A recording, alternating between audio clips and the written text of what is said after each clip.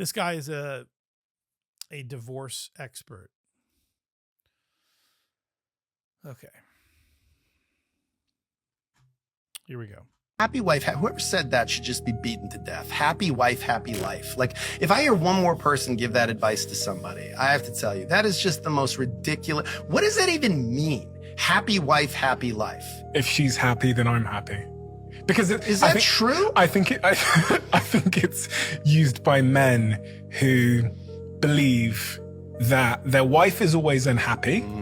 So if she's not shouting at me and I can just sit here and watch the football, then all is well. Boy, is that something to aspire to, you know? Man, I can't wait, for someday for my kids to just sit there while the person in the other room is just mildly dissatisfied with them, and they can just sit and watch, the football game. Really? That's what we're aspiring to? That's what you hope for? Like, I gotta tell you, I think our goals are really misaligned. My greatest accomplishment in life is my children. Really? That's your greatest accomplishment in life, is your children. Let me ask you this. What will your children's greatest accomplishment in life be? Having children? Because guess what? This is the ideology of a cancer cell. Growth for the sake of growth, for the sake of growth, for the sake of growth. Reproduction for the sake of reproduction. I don't think that's the highest, noblest goal. I think there should be something in there about quality of life, about making the world or the experience of others better. Like, again, it's not for me to define, but intelligence is hard to define, but I can spot stupid a mile away. Okay.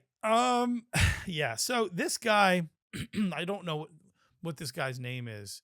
He's a professional, divorce therapist. The thing with this guy is that he's right and he's wrong. Okay. When he starts out by talking about happy wife, happy life, obviously, yes, this is what beta males say. This is what effeminate men say. Happy wife, happy life, as though their life is contingent on the happiness of their wife, and their marriage is contingent. The health of their marriage is contingent on the happiness of their wife. That's completely false. I mean, like, that's like parents saying the health of our family is contingent on the happiness of our children. Well, there's going to be lots of times when your children aren't happy. Does that mean your family's not healthy? Well, no, that's actually, the correlation is not causation. A family can be very healthy if the parents are properly disciplining the children, and some of the children aren't happy. The family is still healthy. So yeah, happiness and healthiness are not the same thing. And so a healthy marriage is a marriage where the husband is not effeminate and not saying, gotta go ask the boss, happy wife, happy life. This is a bad marriage. This is an unhealthy marriage where the husband is not the leader, and he's not providing leadership properly in a biblical way, where he's supposed to command the respect of his wife, but also his wife is supposed to actually follow him and obey him, and he is supposed to lead with power and strength, and do the right thing for his family and do the right thing for his marriage, regardless of whether that pleases his wife or not.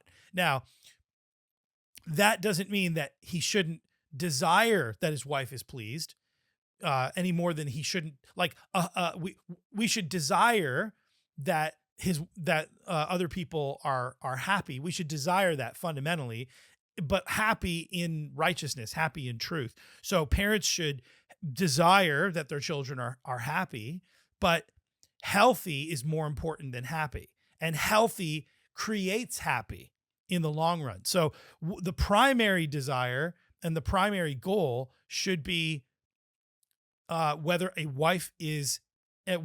marriage is healthy. And a healthy marriage has a man who is leading it, who is the head of the house, who is the spiritual leader and the spiritual provider of the house, the patriarch of the house, and the wife is following that leader and is happy to submit to that leader. But even if she's not happy to submit and to obey, then that leader still has to lead and expect obedience and submission. That's the biblical mandate. The man has to do what he has to do, regardless of what the woman does, and how the woman feels necessarily. It's not the husband's job is to be obedient to the Bible, to be obedient to the Lord. So, and it's an effeminate man who is going to listen to the words of his wife. That's what Genesis chapter 3 says. God judges Adam and says, because you have listened to the words of your wife, I am going to judge you. And so it was actually Adam who was the first guy to say, happy wife, happy life. Yeah, he made his wife happy and he made himself miserable and he made the human race miserable. So, Adam, he was the guy that was saying happy wife, happy life. He failed, obviously. And he should have listened to the words of the Lord. If you have to choose between listening to the words of the Lord and listening to the words of your wife, listen to the words of the Lord every single time. The Lord is the one that we are ultimately desiring to please. And that leads to the second point that this guy is trying to make, which I think he's wrong about this. He says, our values are misaligned. There are so many values that we have that are misaligned. And, he's like, the greatest accomplishment in your life is your children. He's like, that's a misaligned value. Well, I will say that on a spiritual level, yes, the ultimate goal in our lives should be to please the Lord. It should be to be saved, to be with the Lord, to live eternal life with the Lord. That should be the ultimate goal of our lives. That isn't our achievement as much as it's primarily the Lord's achievement in us and through us. It's God's achievement that he gives us the gift of salvation, and we cooperate with the grace of God and work together and work out our salvation with fear and trembling and respond to God's grace. And that is the achievement. That's the greatest thing that we could ever achieve, which isn't something that, again, primarily we haven't achieved, but as a secondary cause, we've worked together with God, and it's God's grace that is working with us primarily, that we can work with. As it pertains, so that's the greatest thing that can happen to us is salvation.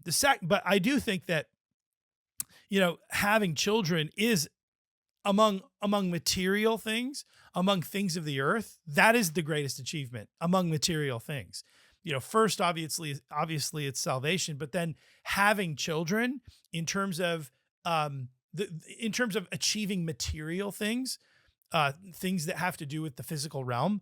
I mean, I don't know of I think humans are the greatest creation that exist in life. So to have a child is to participate in the greatest creation that exists. Human life is greater than any sort of other life that exists in the world. It's like, this is like God made the entire universe for mankind. That's how great mankind is. That's how mankind is an incredible achievement. That everything you see has been created for you, for mankind. So yes, children. And then he says, well, why don't, I think you should think about quality of life. What about the quality of life?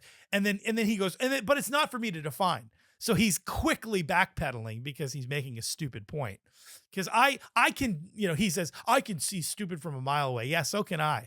And so this guy's second point is stupid, because quality of life is not on the same level at all as sanctity of life. This is how like people reason themselves to kill babies in the womb. This is how people reason with themselves. The way this guy is reasoning is the same sort of reasoning that people use to kill children in the womb.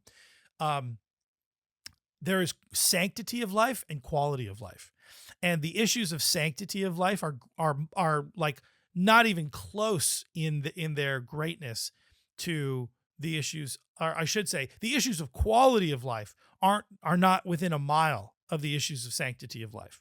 The issues of sanctity of life, which is the issue of having a child, of giving birth to a child, of creating a fresh soul, a fresh eternal life that has an eternal destiny with God. That is way greater than any sort of temporal good, than any sort of quality of life issue that you can think of. And so this guy is rebuking people for having a misaligned values, and he himself is guilty of the same thing. So anyway, it is what it is. But he made a good point in the beginning, and then he bungled it towards the end. That's my take on that guy.